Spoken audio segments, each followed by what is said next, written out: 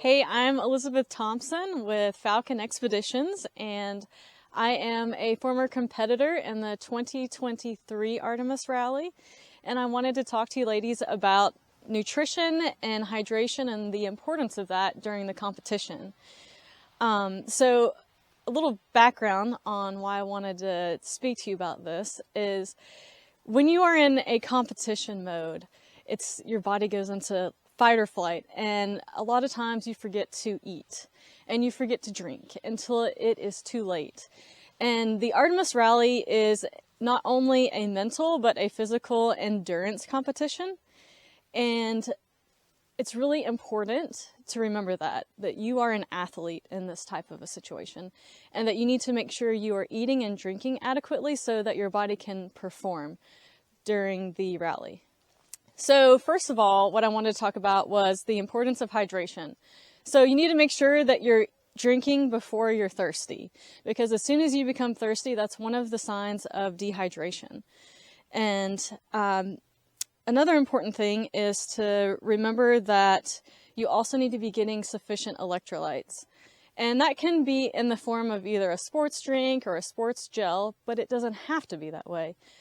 You can get your salts from foods as well.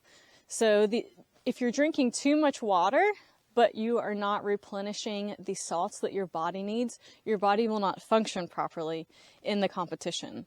And I actually experienced some of this during the competition, and there were a couple of key competitions that I did not perform at my best because I wasn't considering the fact that I was dehydrated, possibly didn't have enough of electrolytes or enough carbohydrates in my body at that point in the competition. So, what are some of the signs of dehydration? Dizziness, tiredness, thirst, less frequent urination, dark, smelly urination, and dry mouth. So those are the things that you need to be on the lookout for. And the navigator needs to take some responsibility in reminding themselves as well as the driver throughout the competition to make sure that you're staying hydrated and to make sure that you are eating. So as far as nutrition needs, food is going to be your fuel. I remember specifically putting a lot of energy focusing on a couple aspects of the Artemis Rally that I knew I was going to enjoy. One of which was archery, and the other one was axe throwing. And I remember being here at the Linville Adventure Pasture. I think axe throwing was maybe our second to last item that we were competing in for that day. And I got to the range and I could barely throw the axe. And I had spent so much time and energy preparing for that so that I knew I could perform well in that, but I hadn't eaten or drank enough water. And so I did not score well. And it's so frustrating to spend a lot of time and energy preparing for something, and all I needed to do was to make sure that I had enough carbohydrates and enough water in order to be able to perform at that level. So talking about that, there are a couple different things we need to think about. We need to think about carbohydrates. Carbohydrates are going to be your fuel in the competition. You also need to remember to make sure you are getting protein. And that's going to be really important also for the recovery process at the end of a competition. And of course, again, the electrolytes. Your body needs those salts for proper function. And when do we need to start thinking about this? Do we need to start thinking about it the day of the competition?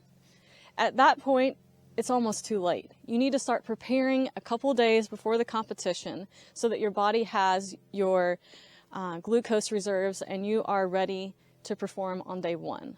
So a couple days before the rally, make sure you're drinking your water. Make sure you're getting some good healthy carbs.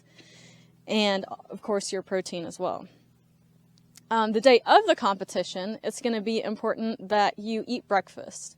So Overlander Project will provide breakfast and dinner for you, but in between that, it's going to be your responsibility to come up with some items that you can eat for lunch or snacks throughout the day.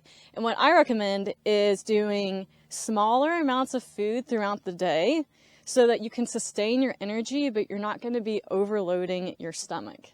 The last thing you want to have to do is go to the bathroom in the middle of a competition. So you want to sustain your energy, but not overload your system. Plus, if you're overloading your system's going to be tired and it's going to be focused on processing that food.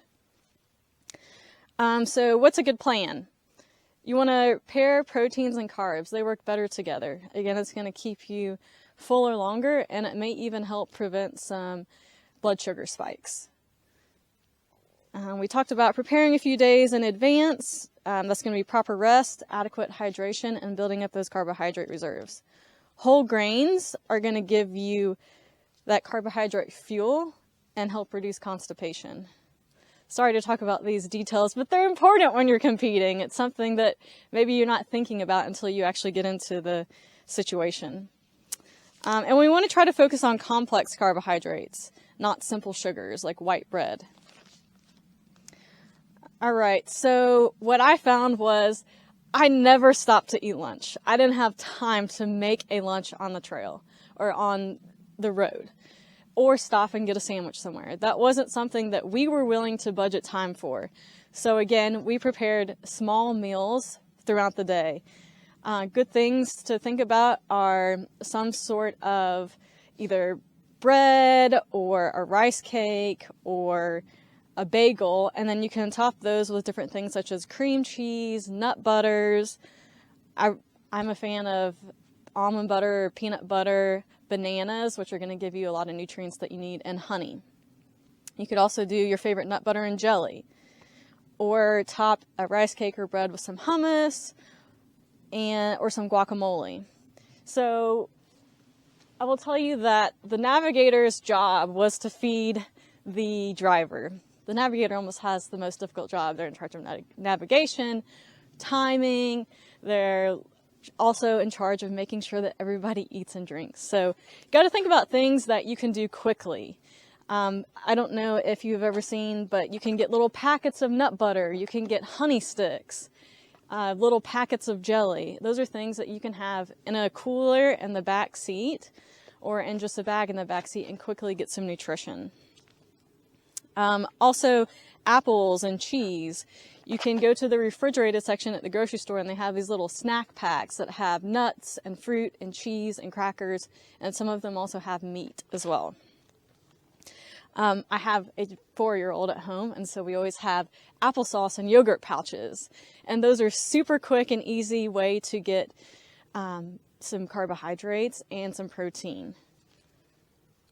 And everybody who has ever been hiking knows that trail mix can save your tail from time to time. So keep a bag of trail mix. My favorite's a fig bar. And something that I learned during labor and delivery was honey sticks. They're like these just little sticks of honey. You can also buy pouches of honey. Can really give you a boost of energy that you need in a time where you don't have time to take something, eat something else, or you don't want to overload your system. So I always recommend honey sticks. Of course, fresh fruit, dried fruit, beef jerky, nuts. You could also get a little, whatever your favorite superfood powder is, or protein powder, and a juice or a smoothie drink, and have that ready too as well. So basically, my advice to you in a nutshell is to drink before you're thirsty and eat before you're hungry, and do small meals throughout the day to sustain energy without overloading your system. That way you don't come to the time of day when you're ready to perform and your body just won't do it.